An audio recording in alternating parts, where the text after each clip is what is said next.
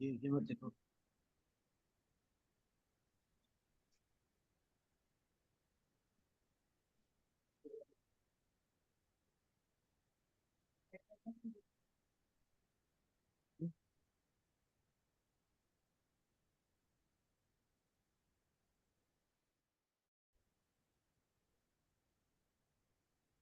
ठीक है।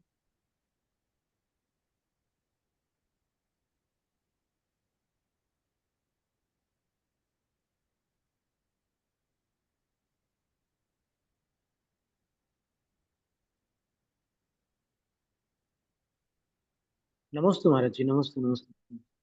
हाँ हो गया।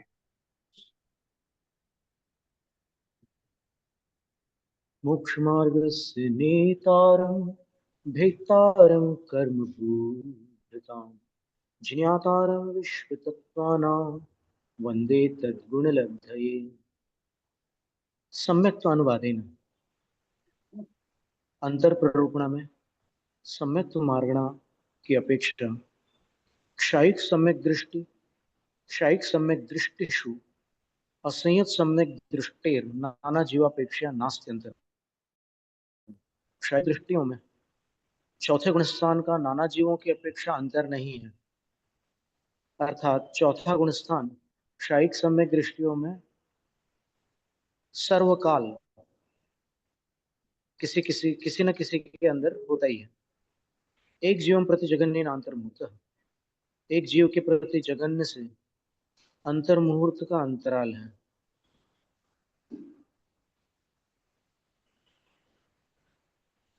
कोई जीव क्षायिक सम्यक दृष्टि है, क्षायिक सम्यक दृष्टियों में कोई जीव है, वो चौथे से किसी ऊपर वाले गुण स्थान में जाकर फिर लौट कर चौथे में आ जाए तो फिर उतना अंतराल अंतर मुहूर्त का जगन्य अंतराल।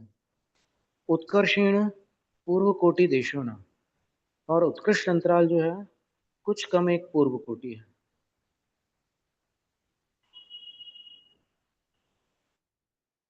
शुरू में चौथा गुण स्थान था, फिर अंत में फिर से चौथा हो गया, बीच में किसी अन्य गुण स्थान में चले गए क्योंकि चौथे गुण स्थान का अंतराल निकाल रहे हैं। इसके उपरांत संहिता संयत प्रमत्ता नीचे तो आएगा प्रमत्त। नहीं, नहीं जाएगा। हाँ, नीचे नहीं जाएगा बिल्कुल, हाँ, क्योंकि ऊपर से क्षयिक है फिर ना। नीचे आएगा।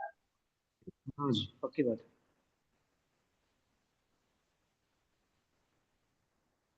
फिर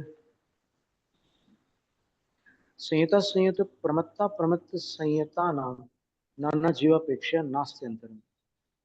पांचवा, छठा, सातवां, इन गुणस्थानों का अंतराल नाना जीवों की अपेक्षा से नहीं है। यानी नाना जीवों की अपेक्षा देखो तो कोई ना कोई जीव इन गुणस्थानों में रहते ही हैं, अंतर पड़ता ही नहीं है। एक जीवन प्रति जगन्य अंतर्मुहूर्त, एक जीव के प्रति जगन्य से अंतर्मुहूर्त का अंतराल बन जाता है। उत्कर्षेण अधिकतम त्रयस्त्रिंशत् सागरोपमाणि सातिरेकाणि, 33 सागरोपम से कुछ अधिक काल तक अंतराल बन जा सकता।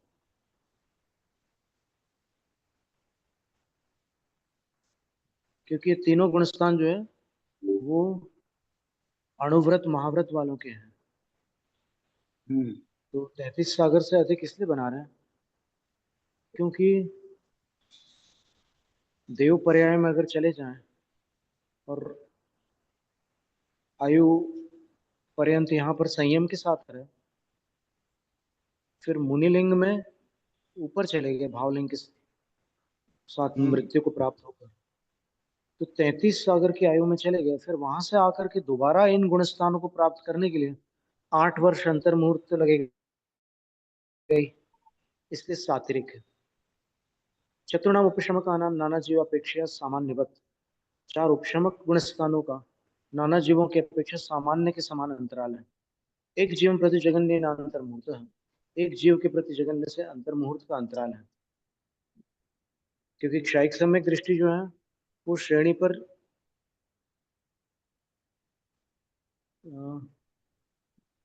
क्षयिक सम्यक दृष्टि भी दो बार उपशमक श्रेणी पर एक भाव में आरूढ़ हो सकते हैं।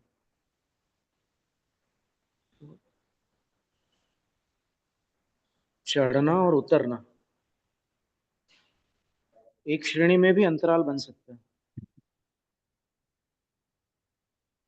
लेकिन 11वें गुणस्थान का अंतराल नहीं बन पाएगा। 11वें गुणस्थान का अंतराल बनाने के लिए नीचे आना पड़ेगा और दोबारा श्रेणी पर जाना पड़ेगा। बाकी गुणस्थानों का अंतराल तो ऊपर जाकर के 11वें से वापस नीचे आएंगे तो फिर से वही 3 गुणस्थान मिलेंगे।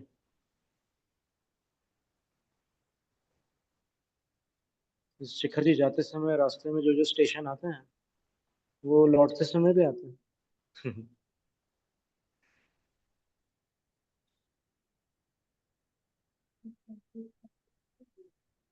33 सागर तो इस आयु को पूरी करके देव पर्याय में अहमेंद्र पद की अपेक्षा की।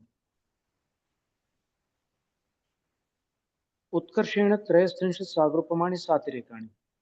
और अधिकतम अंतराल जो है कुछ अधिक 33 सागर का अंतराल बनता है उपशमकों का।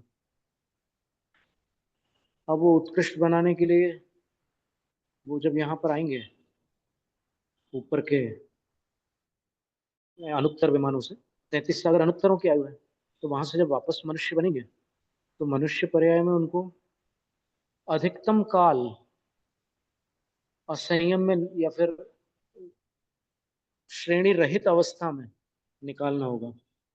और अंत अंत में जब आयु पूर्ण होने को होगी उसके कुछ पहले श्रेणी पर चढ़ करके उपशमकों के गुण स्थानों को प्राप्त करके उतना अंतराल बन जाएगा। और फिर उसके बाद 33 सागर की पूरी आयु जिनको प्राप्त होती है वो मोक्ष जाते हैं। अनुत्तरों में पूरी 33 सागर की अगर आयु होगी तो वो मनुष्य पर्याय से मोक्ष जाते हैं। और 33 सागर में अगर एक समय अधिक न्यून हो तो फिर यहाँ आकर के फिर वापस 33 सागर की आयु में जा सकते हैं।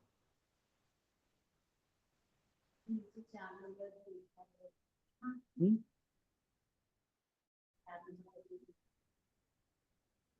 3 अंतर मुहूर्त कम 66 सागर 4 नंबर। नहीं, अभी वो विषय यहाँ पर नहीं है।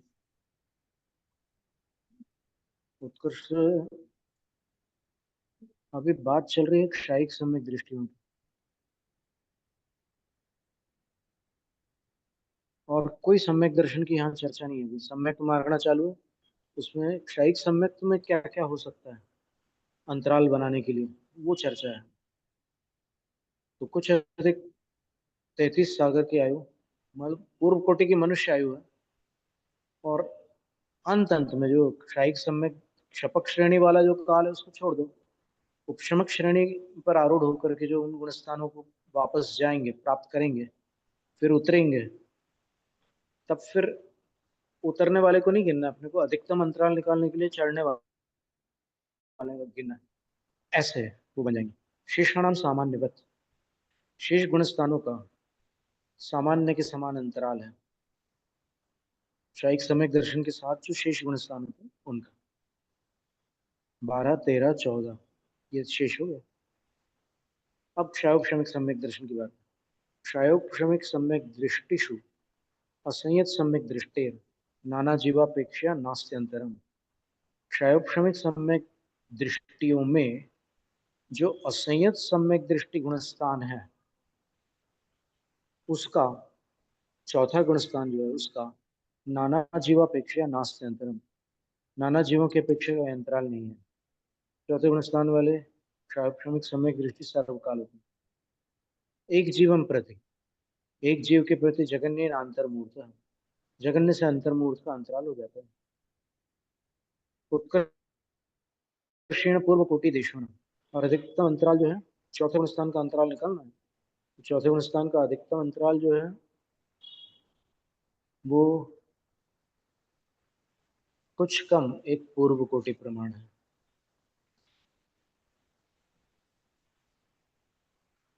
ऐसा क्यों?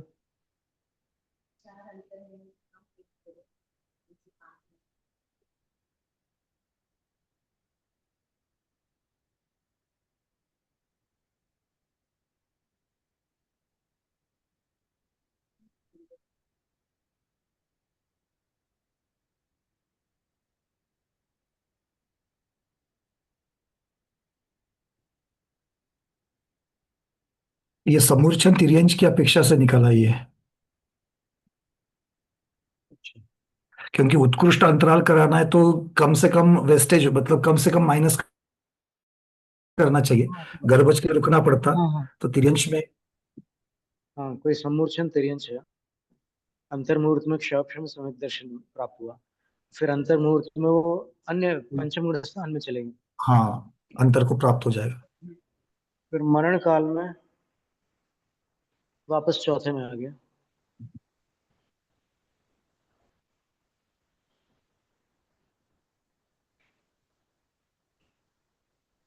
तो ये उत्कृष्ट अंतराल बन गया, क्योंकि समर्चन समूर्छन तिर्यंचों की भी कर्म भूमि में जो आयु है पूर्व कोटि है।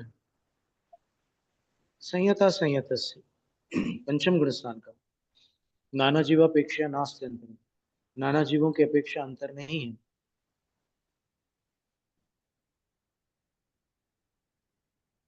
एक जीवन प्रति जगन्य न अंतर मुहूर्त, एक जीव के प्रति जगन्य से अंतर मुहूर्त अंतराल।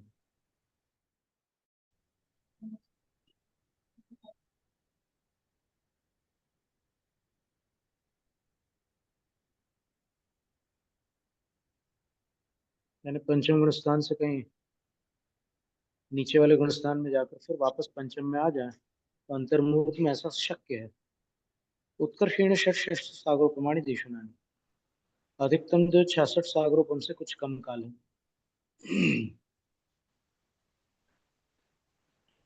और वो भी ऐसे बन सकता है कि किसी जीव को जो कि अभी जिसने उदीर्णा काल में वो जो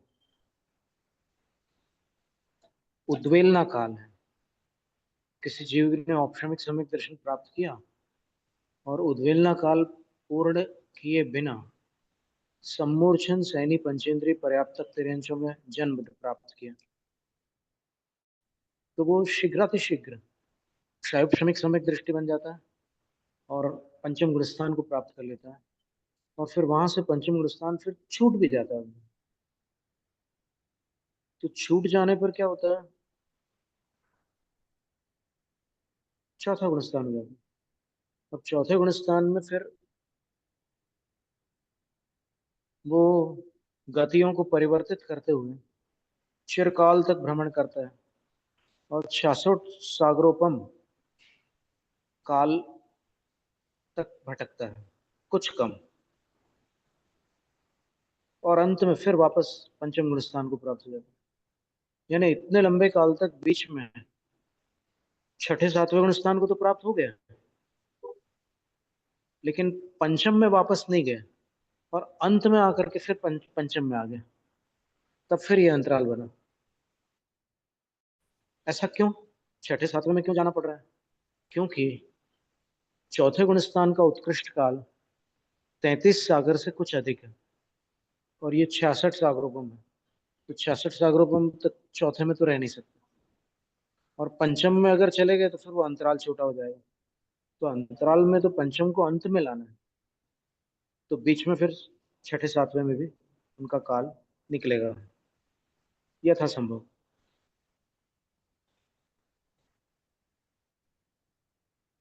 प्रमत्ता प्रमत्त संयतयोर नाना जीवापेक्षा नास्त्यंतरम, छठे सातवें गुणस्थान का क्षायोक्षमिक सम्यक दृष्टियों में नाना जीवों की अपेक्षा अंतराल नहीं है।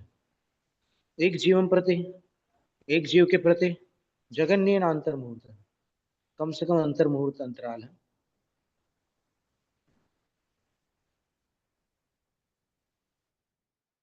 उत्कर्षेण अधिकतम अंतराल रेस्तनिषद सागर उपमानी सातरी कण कुछ अधिक 33 सागर का अंतराल है।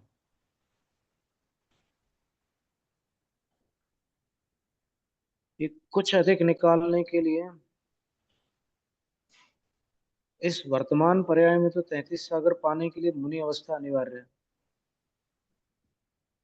तो मुनि अवस्था से वो चले गए ऊपर अनुत्तरों में, और वहां से आकर के अधिकतम अंतराल निकालने के लिए वो मनुष्य पर्याय में आएंगे। एक पूर्व कोटि की मनुष्य पर्याय, कर्मभूमि में ही जन्म होता है देवों का और नारकों का। तो एक पूर्व कोटि के पर्याय प्राप्त करेंगे, और उस पूर्व कोटि को वो लगभग जब पूर्ण करने वाले होंगे, तब दोबारा मुनि दीक्षा लेकर या मुनि अवस्था में वापस छठे सातवें गुण स्थान को प्राप्त करेंगे।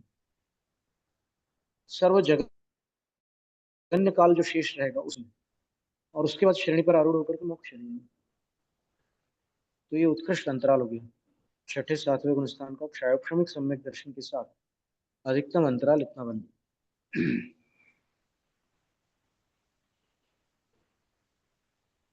औपशमिक सम, अब इसमें छठे सातवें के ऊपर के गुणस्थान क्यों नहीं ले रहे हैं? क्योंकि क्षायोपशमिक सम्यक दर्शन चौथे से सातवें तक होते हैं, तो नीचे भी नहीं ले सकते, ऊपर भी नहीं ले सकते। अब औपशमिक सम्यक दृष्टिषु, औपशमिक सम्यक दृष्टियों में असंयत सम्यक दृष्टि नाना जीवापेक्षा जगन्य नहीं का समय, चौथे गुणस्थान का नाना जीवों की अपेक्षा जगन्य से एक समय का अंतराल बनता है।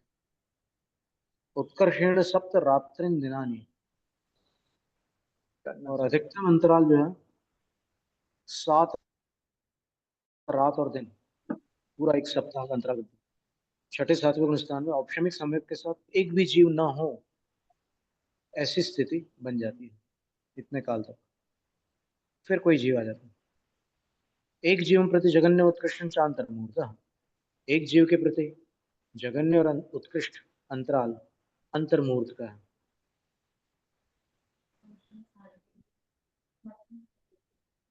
क्या नहीं, असंयत सम्यक दृष्टि का अंतराल निकालने के लिए उस चौथे गुण स्थान से किसी अन्य गुण स्थान में जाना होगा। अब यहाँ पर नाना जीवों की अपेक्षा से बता रहे हैं, तो पूरे मनुष्य लोक में नहीं, औपशमिक सम्यक दृष्टियों में चौथे गुण स्थान का अंतराल निकालना है।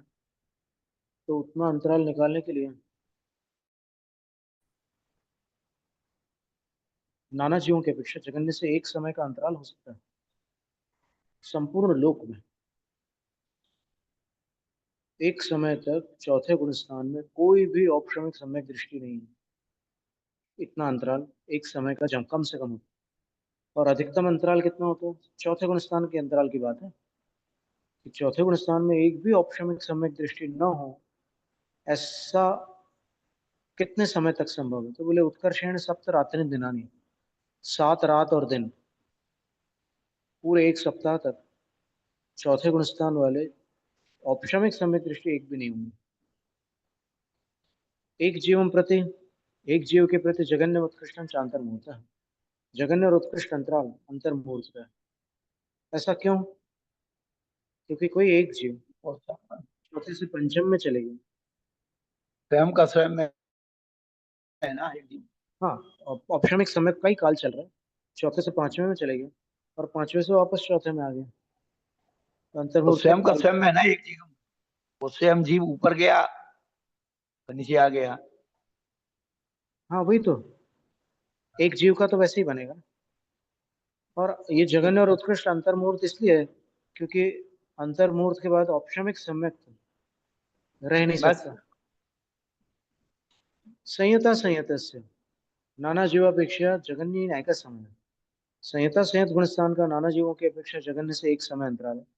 उत्कर्षेण चतुर्दश रात्रि दिनानी, पंचम गुण स्थान 14 रात दिनों तक संपूर्ण लोक में एक भी जीव के पास न हो, ऐसा संभव है। 14 दिन रात। फिर एक जीवन प्रति जगन्य उत्कृष्ट चांतरमूर्त है, एक जीव के प्रति जगन्य और उत्कृष्ट अंतराल पंचम गुण स्थान का अंतर्मूर्त है। कोई पंचम गुण स्थान वर्ती जीव चौथे में आकर के फिर वापस पंचम में आ जाते हैं। तो औपशमिक सम्यक के काल में अंतर मुहूर्त में ऐसा संभव है। और प्रमत्ता प्रमत्त संयति और नाना जीवापेक्षा जगन्य न्यायिका समय, छठे और सातवें गुणस्थान का नाना जीवों की अपेक्षा औपशमिक सम्यक दृष्टियों में जगन्य से एक समय का अंतराल है। इसका मतलब ये हुआ कि चौथा, पांचवा, छठा, सातवां, इन सभी का औपशमिक सम्यक के साथ नाना जीवों की अपेक्षा जगन्य अंतराल एक समय ही है।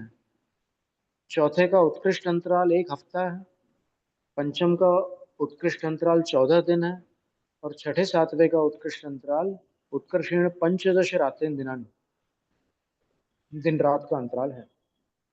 एक जीवन प्रति जगन्य उत्कृष्ट अंतर मुहूर्त है। एक जीव के प्रति जगन्य और उत्कृष्ट अंतर मुहूर्त का अंतराल है। त्रयाण उपशम का नाम, 3 उपशमकों का नाना जीवापेक्षा जगन्य नैक समय, नाना जीवों की अपेक्षा जगन्य से एक समय का अंतराल है। उत्कर्षण वर्ष पृथक्त्वम, उत्कर्ष से वर्ष पृथक्त्व अंतराल है। 9 वर्ष से कुछ काल कम काल तक एक भी औपशमिक सम्यक के साथ उपशम श्रेणी पर आरूढ़ होने वाले मुनिराज नहीं होंगे।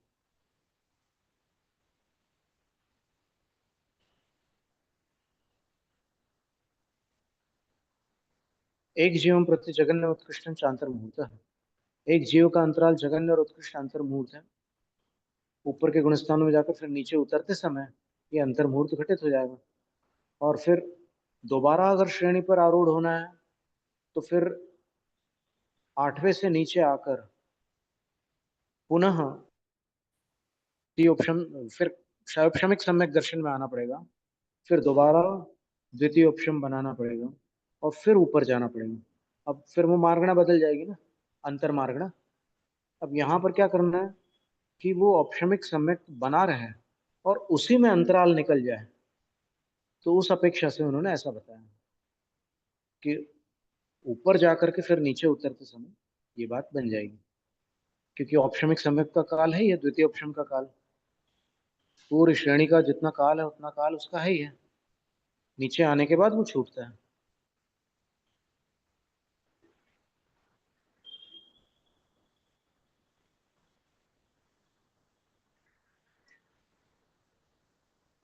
तो इसमें 11वें गुणस्थान को छोड़कर बाकी 3 गुणस्थानों को लिया है अंतराल अंतर मार्गणा में। फिर उपशांत कषाय से नाना जीवापेक्षा सामान्य में, उपशांत कषाय का नाना जीवों की अपेक्षा तो सामान्य के समान है। एक जीव प्रति नास्ते अंतरम, एक जीव के प्रति अंतर नहीं बनता। क्यों नहीं बनता? क्योंकि 2 बार 11वां गुणस्थान प्राप्त करें और बीच में अन्य गुणस्थानों में जाए तब वो अंतराल निकलेगा, और वो तभी संभव है जब पहली उपशम श्रेणी से नीचे आकर छठे सातवें गुणस्थान में पहुंच जाए, तो वहां पर वो औपशमिक सम्यक खत्म हो जाएगा। तो उस सम्यक के साथ वापस ऊपर नहीं जाएंगे तो अंतराल खत्म, अंतराल निकालने का प्रश्न ही नहीं है।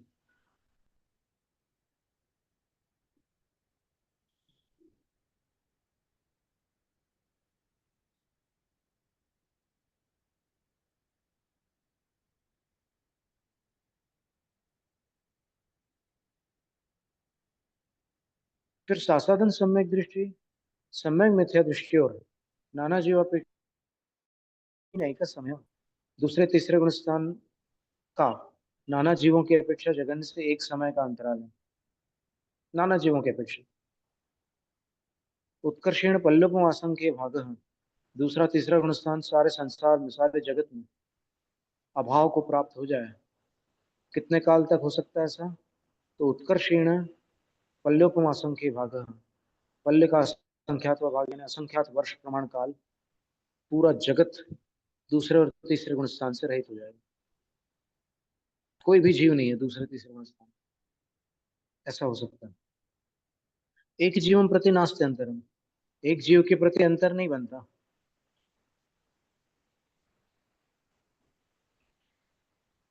क्यों नहीं बनता? क्योंकि ये जो मार्गणा चल रही है सासाधन सम्यक दृष्टि, कोई सासाधन सम्यक दृष्टि गुणस्थान वर्ती जीव सासाधन सम्यक दर्शन को छोड़े बिना ऊपर नीचे जाकर वापस सासाधन में आ जाए, ऐसा हो ही नहीं सकता। इसलिए वो नास्ति अंतरम, एक जीव के प्रति अंतर नहीं होता। और सम्यक मिथ्यात्व का भी वही हाल है। मिथ्या दृष्टि नाना जीवापेक्षा एक जीवापेक्षा से नास्ति अंतरम। मिथ्या दृष्टि जीव का, मिथ्या दृष्टि गुणस्थान का नाना जीवों की अपेक्षा और एक जीव की अपेक्षा अंतराल नहीं है। एक जीव की अपेक्षा अंतराल क्यों नहीं है? क्योंकि मिथ्यात्व में रहते हुए मिथ्यात्व गुणस्थान छूट नहीं सकता और छूटे बिना अंतराल नहीं निकल सकता। इसलिए संज्ञानुवादेन संख्निषु मिथ्या दृष्टि ही सामान्यवत। सैनी मार्गणा में जो सैनी जीव है उनमें पहले गुणस्थान का अंतराल सामान्य के समान। सासाधन सम्यक दृष्टि सम्यक मिथ्या दृष्टि दृष्टि और नाना जीवापेक्षा सामान्य। दूसरे तीसरे गुणस्थान का अंतराल नाना जीवों की अपेक्षा सामान्य के समान। एक जीवन प्रति जगन्य, एक जीव के प्रति जगन्य से दूसरे गुणस्थान का अंतराल कितना? पल उपमासंख्य भागो। फिर तीसरे का अंतर मुहूर्त। दूसरा गुणस्थान जो है दोबारा अगर किसी एक जीव को प्राप्त हो तो कम से कम पल्ल का असंख्यात्व भाग अंतराल चाहिए, क्योंकि वो उद्वेलना काल होता है ना, तब उसके अंदर पात्रता आती है 7 प्रकृतियों के उपशम की। और सम्यक मिथ्या दृष्टि का अंतर्मुहूर्त अंतराल है। उत्कर्षेण सागरोपम शर्त पृथक्त्वम। फिर सैनी जीवों में अधिकतम अंतराल कितना बनता है दूसरे तीसरे गुणस्थान का? 900 सागर से कुछ कम।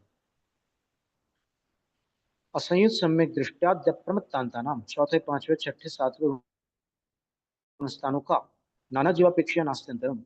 सैनी जीवों में नाना जीवों की अपेक्षा अंतर नहीं है। एक जीवन प्रति जगन्य अंतर मुहूर्त है। एक जीव के प्रति जगन्य से अंतर मुहूर्त अंतराल है। उत्कर्षेण अधिकतम अंतराल कितना है? सागरोपम शत पृथक्त्वम। 900 सागर से कुछ कम। इतने काल तक जीव सैनी रह सकता है, फिर उसको वापस असैनी में जाना पड़ता है। क्या?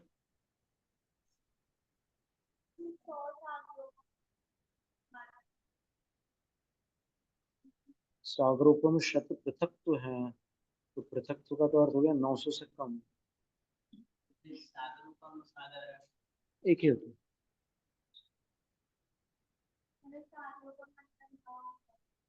ऐसा नहीं है, सागरोपम और सागर एक ही चीज है। तो 900 सागर से कम समय तो पक्की बात है, उसमें तो कोई विकल्प ही नहीं। जैसे पल्लवम शत पृथक्त्व था, वहां देखो क्या लिखा है, पल्लवम शत पृथक्त्व। या फिर इसके पहले जो सागरोपम शत पृथक्त्व है उसको देख लो। और कहाँ आया पहले सागरोपम शत पृथक्त्व? और कहीं भी आया है ना? और भी पहले आया है ना सागरोपम शत पृथक्त्व। उसका अनुवाद देखो क्या लिखा है।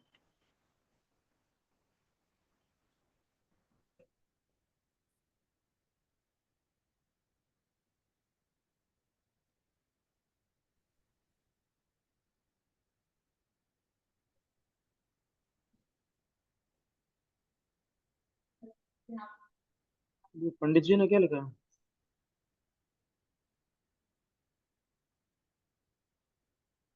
तो फिर 900 सागर से कुछ कम ही हुआ।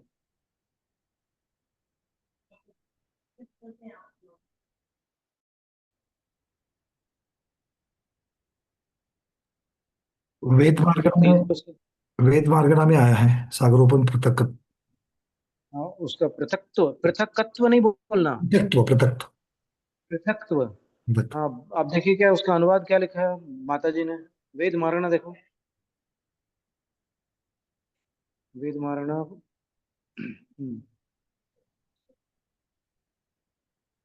मिली? कषाय मार्गणा के पहले वेद मारणा है, वहां सागरोपम शत पृथक्त्व लिखा है।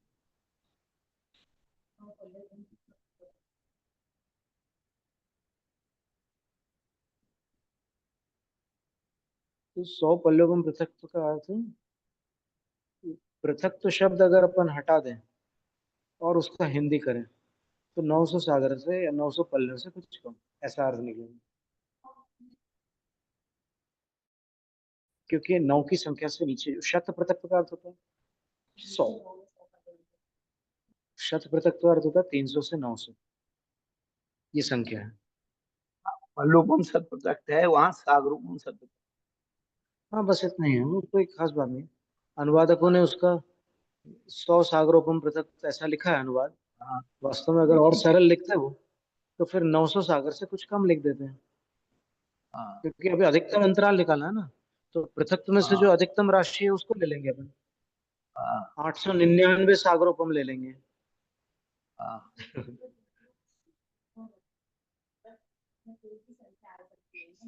नहीं पर उत्कृष्ट निकालना है। उत्कृष्ट की जो चरम है वही आएगा, वही आएगा। संख्या का चरम, जहां से उसकी संख्या। चतुर्णाम उपशम का नाम नाना जीवापेक्ष सामान्य, चार उपशम का नाना जीवों की अपेक्षा सामान्य के समान अंतराल है। एक जीवन प्रति, एक जीव के प्रति जगन्य अंतर मुहूर्त है, जगन्य से अंतर मुहूर्त अंतराल है। उत्कृष्ण सागरोपम शत पृथक्त्व, तो उत्कृष्ट अंतराल जो है सागरोपम शत पृथक्त्व है। चतुर्णाम क्षपकाणाम, चार क्षपकों का सामान्यवत, सामान्य के समान है।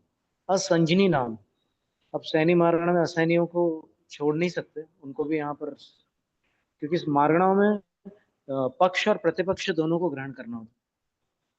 तो असैनियों का कितना अंतराल है? नाना जीवापेक्षा एक जीवापेक्षा से नास्ते अंतरम, नाना जीवों की अपेक्षा और एक जीव की अपेक्षा से अंतराल नहीं है,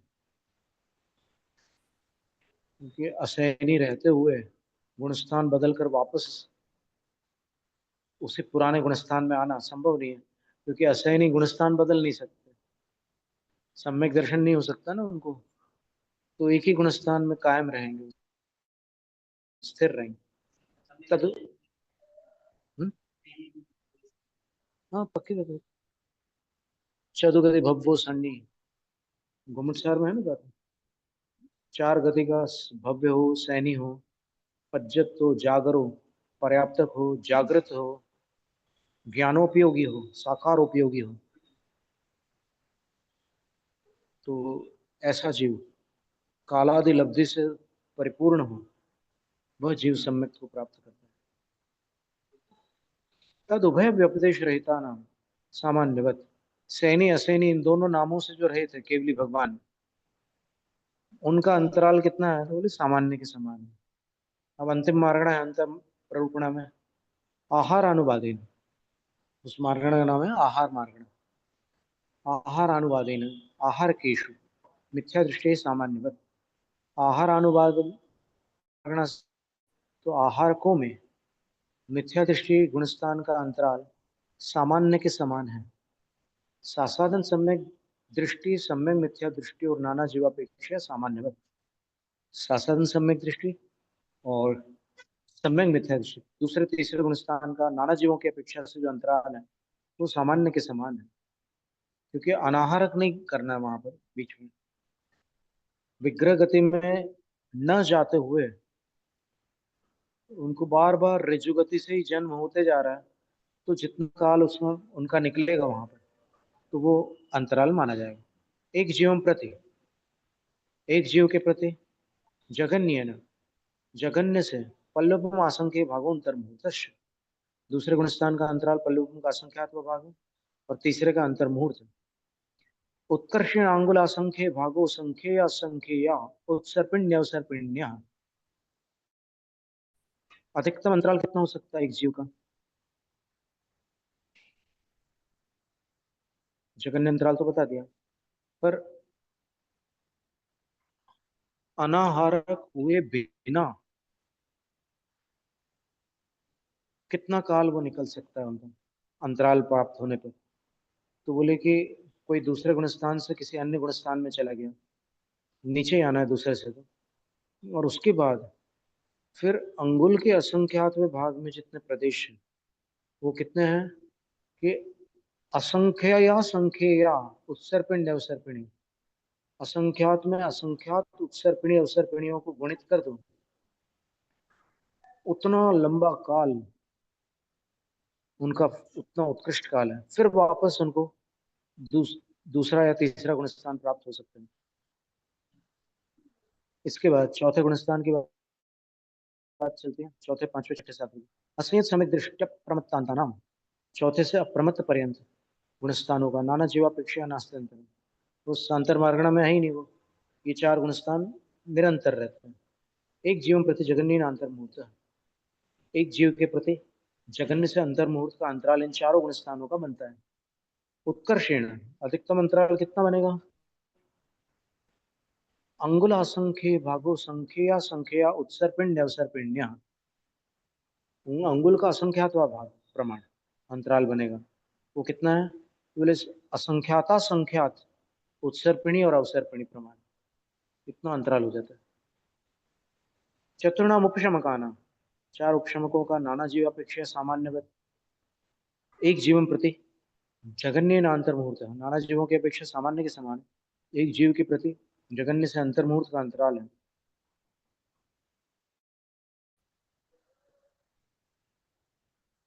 उत्कर्षेण, अधिकतम अंतराल, यानी इतने उत्सर्पिणी अवसर्पिणी काल तक, असंख्याता संख्यात उत्सर्पिणी अवसर्पिणी काल तक एक जीव बिना विग्रह गति के नए नए शरीर धारण करता रहता है।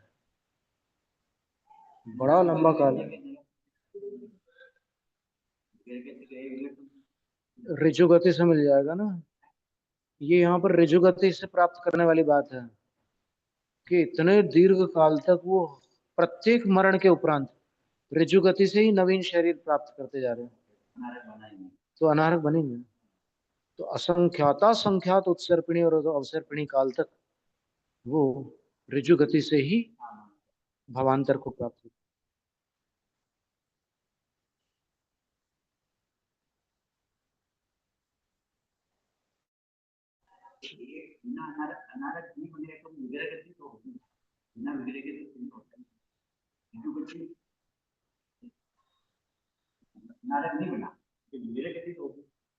अब उस विग्रह का अर्थ है शरीर, नए शरीर के लिए जो गति है उस अपेक्षा से आप कह लो, लेकिन विग्रह का अर्थ अगर मोड़े वाली गति आप ले रहे हैं तो मोड़े वाली गति की बात यहाँ पर नहीं बनी, तो उसको ऋजु गति कहा है।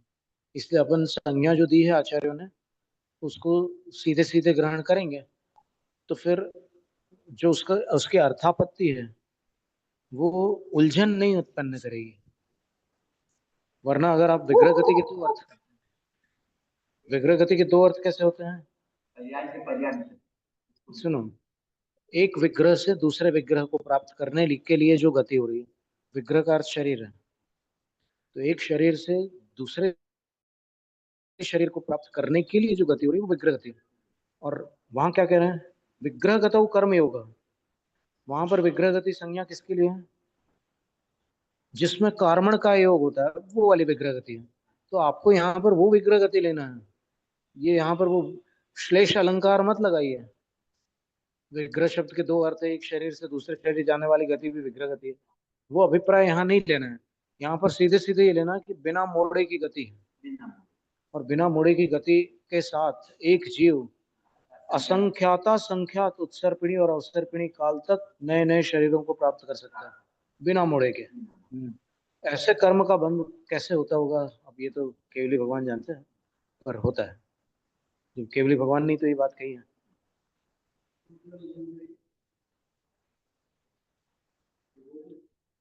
क्या बोल रहे हैं?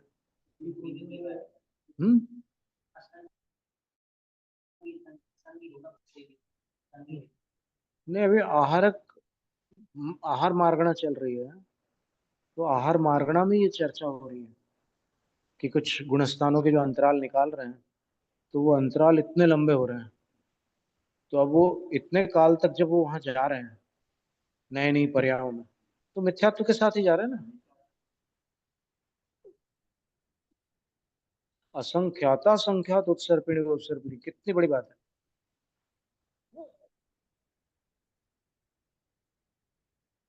इतना परिवर्तन करने के बाद फिर दूसरा और तीसरा गुणस्थान वापस प्राप्त हो रहा है या चौथा वापस प्राप्त हो हाँ रहा है, क्योंकि चौथे हाँ चौथे में भी इतना ही अंतराल बताया है।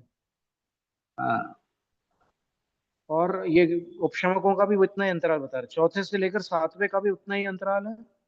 और चतुर्णाम उपशमका नाम नाना जीव अपेक्षा सामान्यवत एक जीव प्रति जगन्यनांतरमूर्त उत्कर्षेण अंगुल असंख्य भागु संख्या संख्या उत्सर्पिण्य अवसर्पिण्य। तो कितनी ऋजुगति बड़ी से बात है। ऋजुगति में ही जन्म लेता रहेगा इतने समय में। बिल्कुल।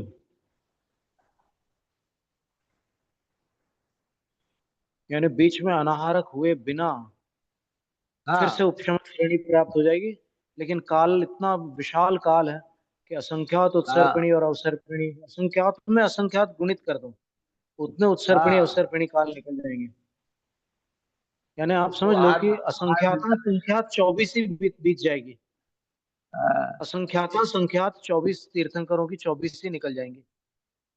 फिर 11वां गुणस्थान और पूरे चारों उपशमक गुणस्थान प्राप्त होंगे। चतुर्णाम क्षपकाणाम सहयोग केवलिनाम से सामान्यवत, चार क्षपकों का और सहयोग केवली गुणस्थान वालों का सामान्य के समान अंतर है। अनाहारकेश,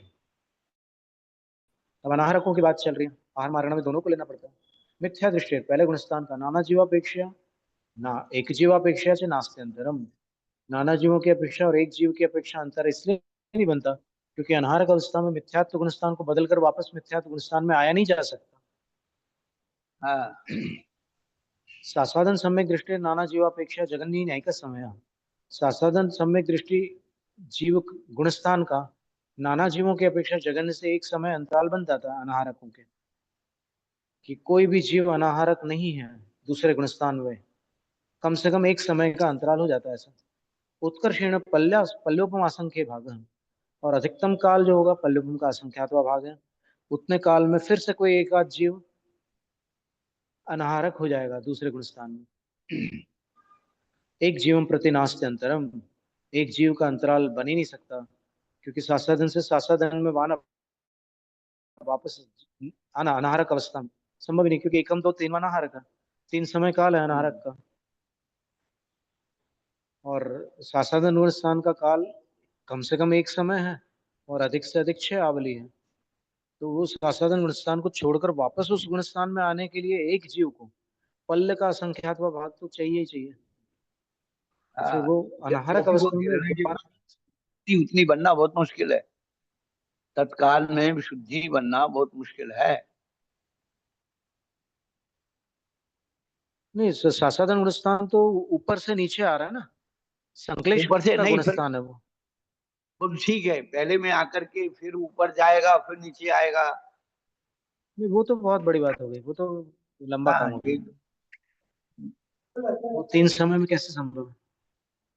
नहीं है।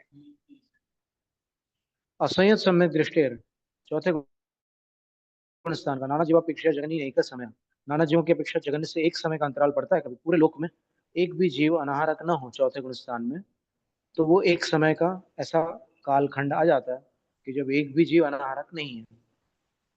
फिर उत्कर्षेण अधिकतम कितने काल तक के चौथे गुणस्थान वाले अनाहारक जीव नहीं होते, मास हाँ पृथक्त्वम, 9 महीने से कुछ कम समय तक एक भी जीव चौथे गुणस्थान में अनाहारक नहीं है। अनाहारक। अनाहारक नहीं है इसका अर्थ ये हुआ कि सम्यक को साथ लेकर कोई भी विग्रह गति में नहीं पहुंचे। चौथे गुणस्थान की बात है ना।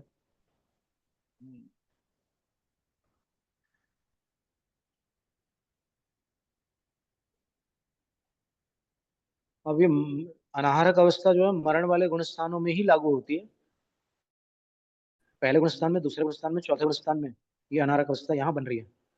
गुणस्थान और में। उधर 13वें गुणस्थान में समुद्घात की अपेक्षा बनती है। हाँ वो तो अभी बताएंगे। सहयोग केवलिन, अब 13वें गुणस्थान वाले जो हैं उनका 13वें गुणस्थान का नाना जीवापेक्षा जगन्य नहीं का समय, नाना जीवों की अपेक्षा से जगन्य से एक समय अंतराल बढ़ पड़ सकता है।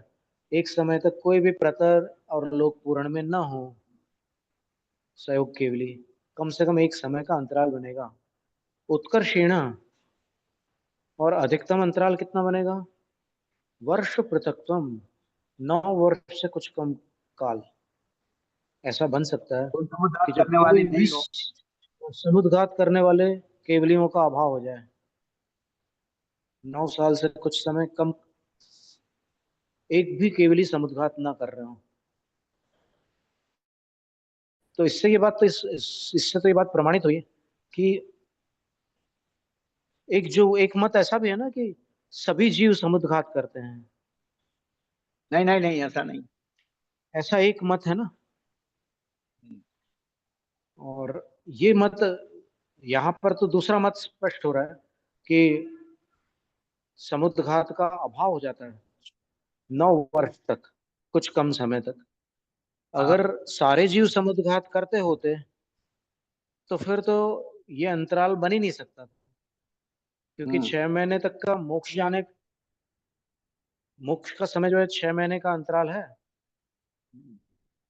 समुद्रघात, अगर सारे केवली समुद्रघात करते होते तो फिर फिर अंतर छह के। महीने 8 समय में वो बन ही नहीं सकता था। 6 महीने 8 समय में सभी केवली समुद्रघात कर लेते तो फिर ये 9 वर्ष का अंतराल नहीं बनता। तो इससे स्पष्ट है कि सारे केवली समुद्रघात केवली नहीं हो सकते। इसलिए अलग से उन्होंने केवलियों में, 7 केवलियों में समुद्रघात केवली अलग लिया। तीर्थंकर केवली, सामान्य केवली, हाँ, उत्तर केवली। बिल्कुल सही। देखो, विमलनाथ भगवान ने और पार्श्वनाथ भगवान ने समुद्रघात किया था, सब तीर्थंकरों ने नहीं किया था। बस तो अपने आप स्पष्ट हो।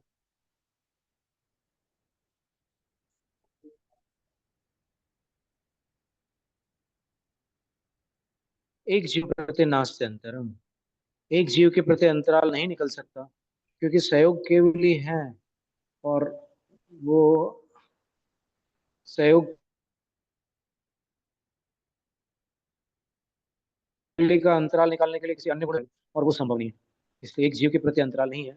अयोग केवल नाना जीवापेक्षा जगन्य एक समय, जगन्य से 14वें गुणस्थान का अंतराल एक समय नाना जीवों की अपेक्षा, यानी पूरे लोक में एक भी जीव 14वें गुणस्थान में ना हो, इतना ऐसा कब संभव है? कम से कम कितने समय तक संभव है?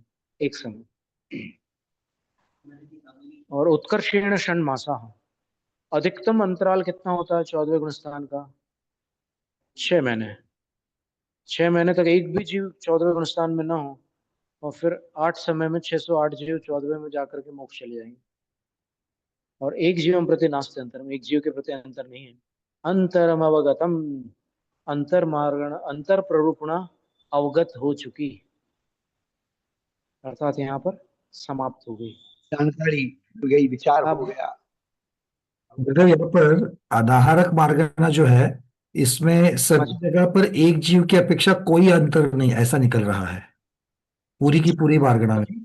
अनाहारक मार्गना जो है उसमें एक हाँ। जीव हाँ। के सभी जगह पर एक जीव की अपेक्षा, मतलब जिस गुणस्थान में है उसी गुणस्थान में एक जीव की अपेक्षा अंतर वो नहीं। अंतराल, देखो अंतराल इसलिए नहीं बन सकता क्योंकि नीचे के जो मृत्यु वाले गुणस्थान है, पहला दूसरा चौथा, वहां पर 3 समय तक अनाहारक रहेंगे। तो 3 समय में गुणस्थान बदल कर वापस उस गुणस्थान में कैसे आएंगे? बिल्कुल, गुणस्थान बदलने की व्यवस्था ही नहीं होगी वहां पर। फिर केवली समुद्रघात में भी बस। 3 समय अनाहारक है, तो वहां भी गुणस्थान हम्म, बदल करके जाने का सवाल ही नहीं है। और केवली का तो गुणस्थान बदल भी नहीं सकता अनाहारक अवस्था। हम्म, फिर अगर 14वें में जाते हैं तो बीच में क्या होता है कि वो वापस दंड और कपाट में आना, वो कपाट और दंड में आना पड़ता है, तो आहारक हो जाते हैं समुद्र घाट से नीचे आते समय।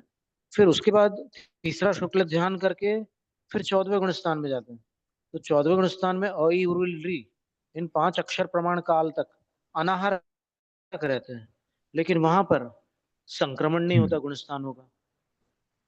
तो इसलिए एक जीवन प्रति नास्ति अंतरम, एक जीव के अपेक्षा अंतराल बनता ही नहीं है ऐसे एक अनाहारक बार एक होने से। स्पेशल मार्गना है, और एक सन्नी मार्गना, सौतनी मार्गना में एक देखने को नहीं मिला।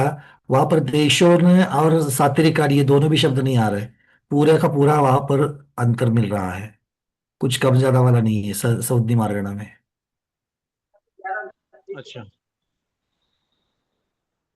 411 पेज, प्रवाचन आचार्य की टिप्पणी, जी जी एक सौ जी महाराज बत्तीस जी। Number 411 page.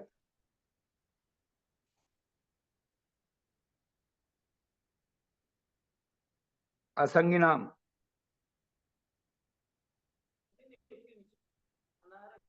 अनार केशु मिर्जा, हाँ, 130 एक सौ नंबर बत्तीस आर्टिकल। नंबर 132। 132। अच्छा, तो 132 के ऊपर 130 क्यों है? 131 कहाँ लुप्त हो गया? वो क्रम में नहीं होगा ना, उसमें टिप्पणी नहीं की इसलिए दोनों पैराग्राफ है ना उसका। ऐसा। हाँ, ठीक ठीक ठीक ठीक, समझ गया। तो असंगिनी नाम असंग नानाजीव अपेक्षया अनार केशु 60 नंबर का अनाहर एक सौ नंबर, ठीक बत्तीस है। अनाहर केशु, हाँ ठीक है, 132 और 60.8। अनाहर केशु मिथ्या दृष्टैक जीवम प्रति नास्त्यंतरम। एक जीव के प्रति मिथ्या दृष्टि गुणस्थान का अनाहरक अवस्था में अंतराल नहीं बन रहा। क्यों नहीं है? क्योंकि अनाहरकत्वस्य एक द्वित्रि समयत्वात्। अनाहरक पने का काल कितना है? 1, 2 और 3 समय। तो उतने काल उनके गुणस्थान। के कारण गुणस्थान से ततो बहुकालत्वात्, गुणस्थान का काल उससे बहुत अधिक है। तत्र, इसलिए उसमें तस्य गुणांतरेण अंतराभा असंभवादिति, उसका अन्य गुण स्थान में जाकर के अंतराल निकाल पाना असंभव है।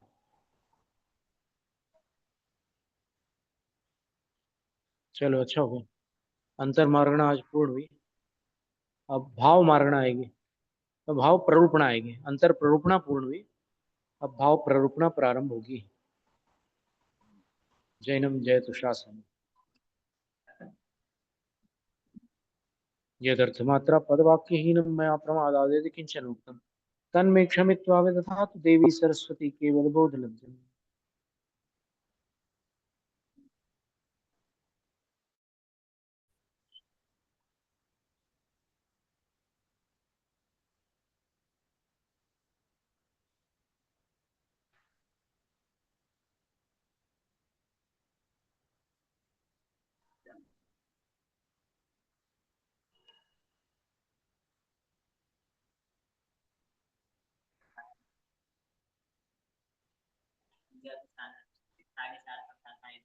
हम्म,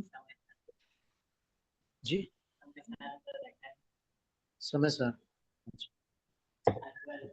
गुरुदेव एक जिज्ञासा है।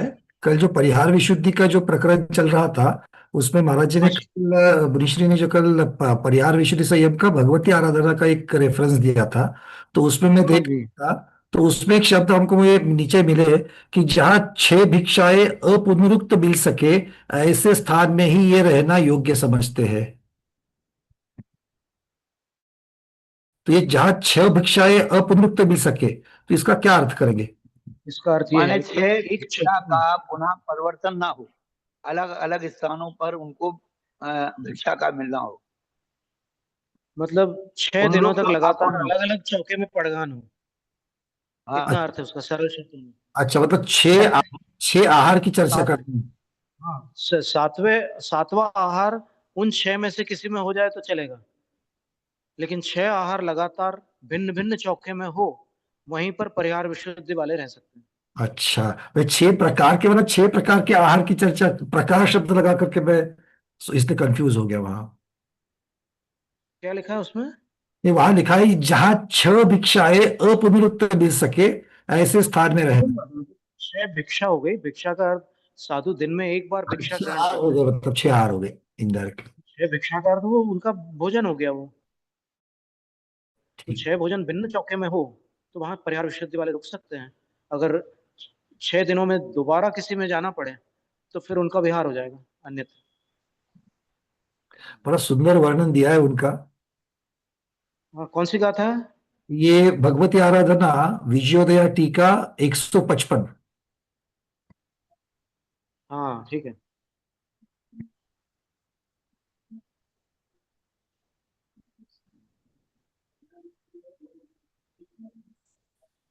जिन कल्प को धारण करने में असमर्थ, ऐसे 4 या 5 साधु संघ में परिहार विशुद्धि संयम धारण करते, ऐसा लिखा है। मतलब जिन कल्प को धारण करने में असमर्थ है, और उन 4-5 में से एक आचार्य होते हैं, और बाकियों को उन्होंने अनुपहारक कहा है। बाकियों को अनुपहारक। हाँ, अनुपहारक। अच्छा,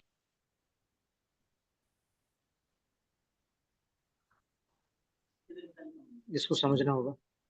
एक मिनट, हमारे पास भगवती आराधना है। उनमें से एक ही साधु जो है परीक्षा करते हैं, पूछते हैं, बाकी सब मौन रहते हैं। हाँ, ये भी लिखा है उसमें कि एक आचार्य को छोड़ करके बाकी सब मौन रहेंगे, और वो समस्त व्यवहारों का भी त्याग कर लेते हैं, अपने साधर्मी के अतिरिक्त अन्य सब के साथ आदान प्रदान, वंदन, अनुभाषण, समस्त व्यवहारों का त्याग करते हैं। ये गाथा नंबर कौन से बोले थे आपने? 100? ये भगवती आराधना स्ट्रोक वज्रोदय टीका 155, 155/354 लिखा है। आनंद विधि भी ऐसी प्रकार से हुई। मेरे ख्याल से मूल गाथा 155 है, और टीका का 354 नंबर का उसका पैराग्राफ होगा। इस क्रिया को अथानंद विधि कहा है। कौन सी विधि गुरुदेव? अथानंद विधि, हाँ ना। उसमें देख लेना, भगवती आराधना में मिलेगा अथानंद विधि के बाद। इसमें 155 में तो है ही नहीं वो विषय। अब मैं यहाँ से शेयर कर लूँ क्या, यहाँ से दिखेगा, क्योंकि मूल गाथा वगैरह दी है। हाँ, आप कर दीजिए। ठीक। ठीक है। अभी स्क्रीन पर आपको चाहिए तो दिख रही महाराज जी। अच्छा, आप वहां से दिखा रहे हैं पोस्ट? हाँ,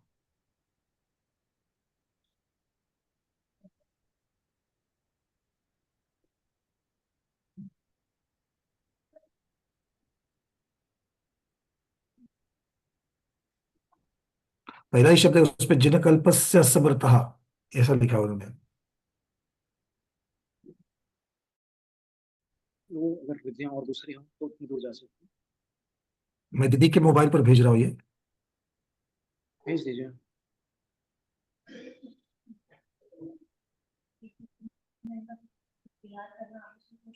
नहीं, मिल गया मिल गया। अच्छा।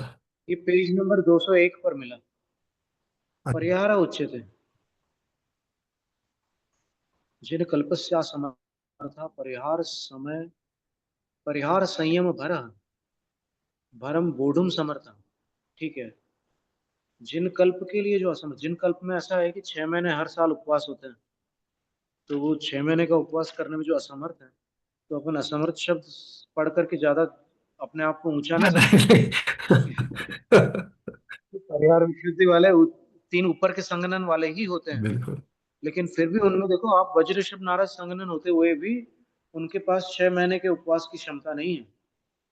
स्थिति भी संभव है। तो बिल्कुल। ये परिहार विशुद्ध संयम के भार को बोधुम समर्था, वहन करने में समर्थ है। तो आत्मनो बलम वीर्यम आयु प्रत्यवायश्च, प्रत्यवायाश्च, अपने बल, अपने वीर, अपनी आयु और प्रत्यवाय यानी जो अपनी प्रतिकूलताएं हैं, उन सबको ज्ञात्वा, वायांश अनुस्वार होना था, इन सबको जानकर, ततो जिन संकाशम उपगत्य, नहीं जिन सकाशे उपगत, जिनेन्द्र भगवान के समीप जाकर कृत विनया, विनय करके, प्रांजलय, अंजलिबद्ध होकर, पृच्छन्ति पूछते हैं, परिहार संयम प्रतिपत्तुम इच्छामो युष्माकम आज्ञया। हाँ, क्या बात है। ये अरे कलम। महाराज जी जो बोल रहे थे वही आ गई कि वो परिहार विशुद्धि संयम, वो जिनेन्द्र भगवान के सामने हाथ जोड़ करके कहते हैं कि हे भगवान, हम परिहार संयम प्राप्त करने की इच्छा रखते हैं, आप आज्ञा हाँ, दीजिए। इति तच्छ्रुत्वा येषां ज्ञानम अनुत्तरम उपजायते। इस प्रकार इस उसको सुनकर जिनका ज्ञान अनुत्तर होता है, उत्पन्न होता है, विघ्नो व तान निर्वारयति।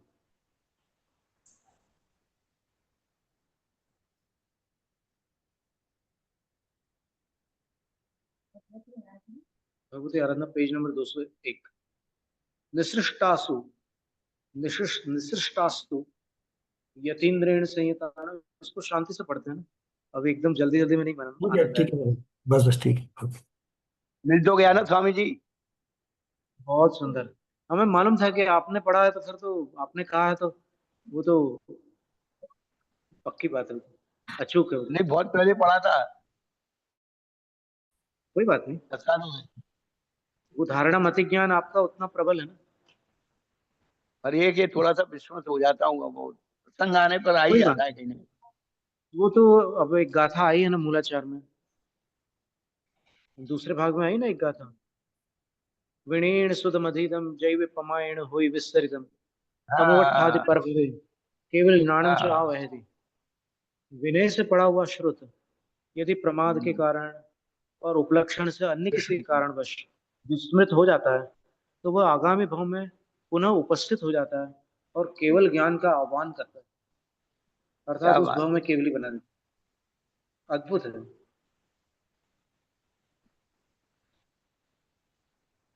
आपका शब्द भी अद्भुत है। जी। आपके क्या बोले? वक्तव्य की शैली अद्भुत है। अरे महाराज जी, आपका आशीर्वाद है। यही ज्ञान फलित होता है। विनय के द्वारा जो ज्ञान प्राप्त किया जाता है, उसके प्रति बहुमान होता है। हम साक्षात पूज्यपाद आचार्य के चरणों में बैठे हैं। उनकी जो वाणी है, बिल्कुल। ये मत सोचो कि पूज्यपाद नहीं है। ये हमारे जैसे गुरु ग्रंथ साहब को वो भगवान मानते हैं, ऐसे हम जिनवाणी को हाँ साक्षात गुरु मान करके उनके वचनों को सुन हाँ, रहे हैं। पक्की बात है। और देखो, जैसे वो जिनेंद्र भगवान वगैरह सब चले गए, अभी कोई नहीं रह गया वहां पर। हम्म, हम्म, केवली और सिद्ध सब वहां पर अपने अपने स्थान पर चले गए। लेकिन ऐसा लिखा है शास्त्र में कि वो नमोकार मंत्र छोड़ गए, तो हम्म, उनका मंत्रात्मक शरीर आज तक अपने बीच है। हम्म, उनका परमावतारिक शरीर आदि सब उनके साथ चला गया या विलुप्त हो गया, लेकिन उनका मंत्रात्मक शरीर आज भी अपने पास है। तो हम्म, फिर अपन उनको भगवान मानकर के ही नमोकार मंत्र की भक्ति करें। हम्म। ये रिकॉर्ड हो रहा है यही विशुद्धि है, यही चिंतन है, यही आगे दृढ़ता जिसको कहते हैं, सम्यक दृष्टि की दृढ़ता। उन दृष्टांतों से सम्यक दृष्टि में दृढ़ता कैसे बढ़ती है। तो सम्यक दर्शन जो है, कि आज्ञा सम्यक, मार्ग सम्यक, तो जो सब बनता है फिर अवगाढ़ परम अवगाढ़ तक पहुंचता है। हम्म। तो ऐसे ही बनता है। भगवती आराधना में 38वीं गाथा में यही लिखा था कि अक्षर और पद प्रमाण भी आगम पर अश्रद्धा करना मिथ्यात्व है। हाँ, एक पद आचार्य अथवा श्री एक अक्षर पर भी अश्रद्धा है तो मिथ्यात्व है। आचार्य श्री विमल सागर महाराज के जो 75 ग्रंथ निकले थे, तो उस ग्रंथ की जो प्रस्तावना दी गई थी, संप्रति काले ऐसा कुछ दिया कि ये केवली भगवान की जो वाणी है, ये केवली तुल्य ही मानी जाए। बिल्कुल बिल्कुल बिल्कुल बिल्कुल।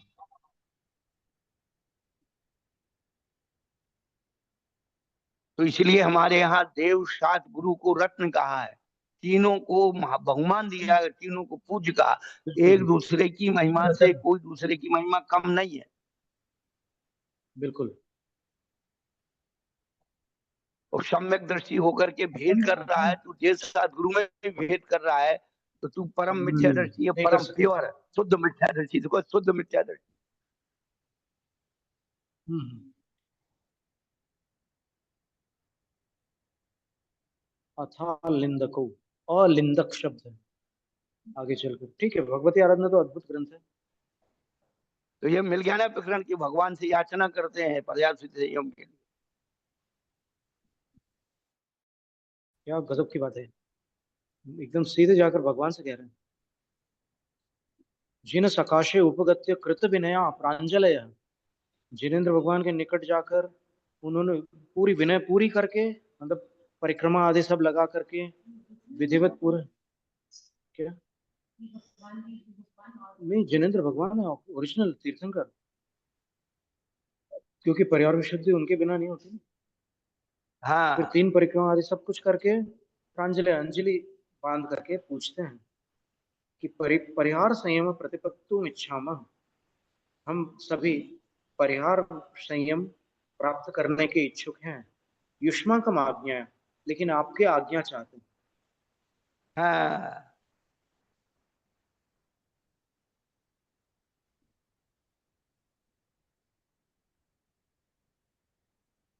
तो ये बात कभी भी पहले हमने कभी भी नहीं सुनी थी, किसी के भी मुंह से नहीं सुनी थी।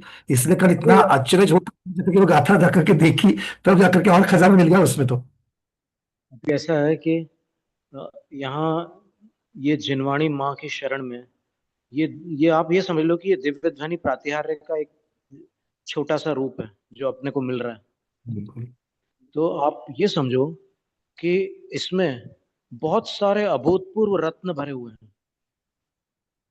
तो अपन ये सोच रहे हैं कि अपने को कभी पहले नहीं सुनने मिला, तो अभी अपन ने सुना ही कितना है।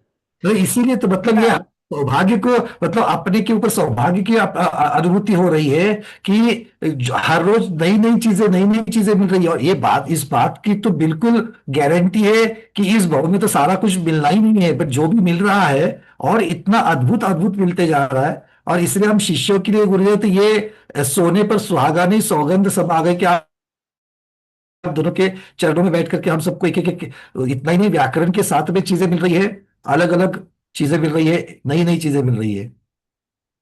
ठीक है, नमस्ते महाराज जी। देखो, अच्छा। हाँ, एक आधी मिनट की बात और कह रहा हूँ। जिस प्रकार के वैज्ञानिक जब रिसर्च करता है, तो रिसर्च करने में जब उसे पहली बार कुछ ऐसी सफलता मिलती है तो खुशी होती है। उसके बाद वो उसको पूरा आकार देकर के पूर्णता की तरफ जाता है, तो उसको और पूरा आविष्कार कर लेता है।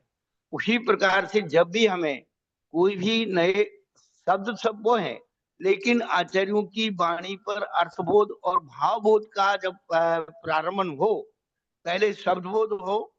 शब्दबोध में अपन ने अभी तक ऐसे शब्दों को सुना ही नहीं, पढ़ा ही नहीं, तो पहले तो उसके प्रति अहोभाव होना चाहिए। आज हमने पहला शब्द ऐसा सुना है, पहला शब्द पढ़ा है, फिर उसका अर्थबोध हो कि उसका संदर्भित अर्थ क्या है। फिर तीसरी बात में उसका संदर्भ भाव क्या है।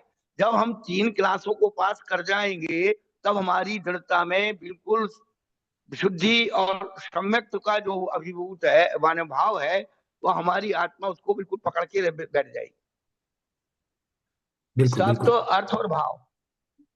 अभी तक ऐसे भी शब्द है कि जो आज तक हम लोगों ने सुने ही नहीं, पढ़े ही नहीं। और सही। जिन शब्दों को हमने सुन भी लिया, पढ़ भी लिया, तो उनका अर्थबोध नहीं हुआ। जिनका अर्थबोध हुआ तो उनका भाव बोध नहीं हुआ। पंडित, विद्वान और ज्ञानी, ये 3 पद है। पंडित शब्द की व्याख्या करता है, विद्वान अर्थ की व्याख्या करता है, और ज्ञानी भाव पर जीता है। वो शब्द और अर्थ का वजन नहीं ढोता। सही बात है।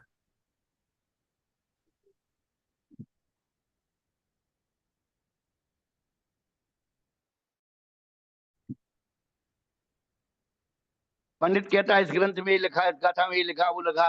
विद्वान क्या करता है, इसके ये अर्थ है, ये अर्थ है, ये अर्थ है। लेकिन ज्ञानी जो है, शब्द और अर्थ से ऊपर उठकर उसके डायरेक्ट भाव को बताता है, क्योंकि वो शब्द और अर्थ के वजन को नहीं ढो रहा है, वो उसके भाव। इसलिए तत्व, तत्व माने भाव। बिल्कुल बिल्कुल, बड़ी और जो सुंदर है, नहीं, बड़ी सुंदर बात है कि एक दिन सोचना है कि तो आपको बनना क्या, आपका ज्ञानी बनने का ध्येय होना चाहिए। तभी तो जाकर के, मतलब क्या चीज लेनी चाहिए, कौन सा ग्रंथ पढ़ते, किस प्रकार से आपके दृष्टि होनी चाहिए, अप्रोच क्या होना चाहिए, ये बातें भी आगम के साथ साथ में ये भी बातें बहुत महत्वपूर्ण है। बात तो है। इसीलिए अनुयोग विवक्षा बहुत जरूरी है। इसलिए अनुयोग मतलब उस दिन हम जो समझदार। भागवत की भी जो आपने जिस प्रकार से उसको खोला, 4 अपेक्षाओं से, लिंग की अपेक्षा, वेद की अपेक्षा, संज्ञा, मतलब ये अप्रोच आना चाहिए, किंतु ऐसा अप्रोच होना चाहिए, ये समझना भी बहुत बड़ी बात है। और आप लोगों को ये सब चीजें मिल रही है, इसलिए हम सौभाग्यशाली है। ये बहुत सालों से जो गुत्थियां उलझी पड़ी हुई हैं, सन 44 के आसपास से, जो एकदम पूरी समाज में, विद्वानों में इतने मोटे मोटे ग्रंथ और ट्रैक्ट निकाले गए, हमने उन सबको पढ़ा।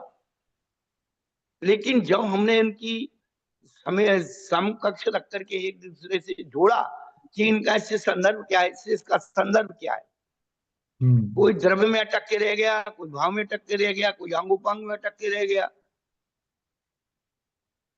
कोई नामकर्म में अटक के रह गया, माने उसको क्लियर नहीं कर पाए। ये सही और बात ये है। बिल्कुल अप्रोच अलग अलग होने की वजह से, उसकी दृष्टि देखने के अलग अलग होने की वजह से, एक ही तत्वार्थ सूत्र के फिर सर्वार्थ सिद्धि है। नहीं तो क्या पूजपाद स्वामी के ऊपर क्या विश्वास नहीं था? क्या उस दिन गुरुदेव ने यही शब्द लगाए, क्या विश्वास नहीं था क्या आगे आकलन स्वामी को? तो ये आगे निकालने के लिए वो अलग दृष्टि से देखा, तो जो उनको दिखाई दिया वो उन्होंने वहां पर विशद किया है। नहीं दिखाई नहीं दिया। जो पूजपाद ने कहा वो आगमानुमेय, आगम से जान लेना चाहिए, आगम से और आगे समझना चाहिए। तो उन्होंने सम्यक दर्शन को निर्देश स्वामित्व में खोला, लेकिन उन्होंने अकलंग स्वामी ने उसी को संक्षेप करके फिर ज्ञान और चारित्र में खोला, और उनके साथ तत्वों के साथ भी नाम इसको पूरा निर्देश को खोला। तो ये चीजें पकड़ने की है कि भाई पूजपाद आचार्य तो स्वीकृत थे ही हमने उनको, अकलंग स्वामी को, लेकिन उसमें और क्या ऐड कर सकते थे वो आगे बढ़ाए उन्होंने। सही है, सही, बिल्कुल ठीक। वो दृष्टि खोली कि भाई पूजपाद आचार्य इसको और इस प्रकार से कहना चाहते थे। सही है, बहुत बढ़िया। अभीर सेनाचार्य जो है सठखंडागम का पूरा नहीं कर पाए, तो जिनसेनाचार्य को देके गए। जिनसेनाचार्य आदि पुराण को पूरा नहीं कर पाए तो गुणभद्र स्वामी को सौंपते गए। हाँ, वो बता गए कि मार्ग में ऐसे चलना है।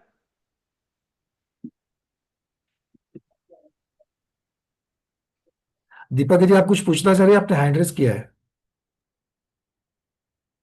नहीं, वो परिहार विशुद्धि महाराज जी के बारे में जो कहा ना, वो 6 घर की भिक्षा 6 दिन में ऐसा मिली अलग अलग चौके में, तो वो निवास करते हैं, मगर रोज उनको 2 कोस जाने का विहार करने का नियम रहता है ना, कंपलसरी। तो फिर वहां लौट के आ सकते हैं ना। 2 कोस विहार करके फिर लौट के आते क्या? हाँ अब फिर वही निवास करते हैं। हाँ। ठीक है। और वैसे भी 2 कोस विहार करने के बाद में अलग अलग श्रावकों के चौके मिलेंगे उस एरिया में। हाँ, छचरिया कहाँ बनेगी एक गांव में? हाँ, छचरिया कहाँ बनेगी एक गांव में, एक घर में? एक घर में तो नहीं बनेगी। चलिए, नमोस्तु नमोस्तु नमोस्तु महाराज जी, नमोस्तु। नमस्तु भगवान, नमस्तु भगवान, नमस्तु भगवान।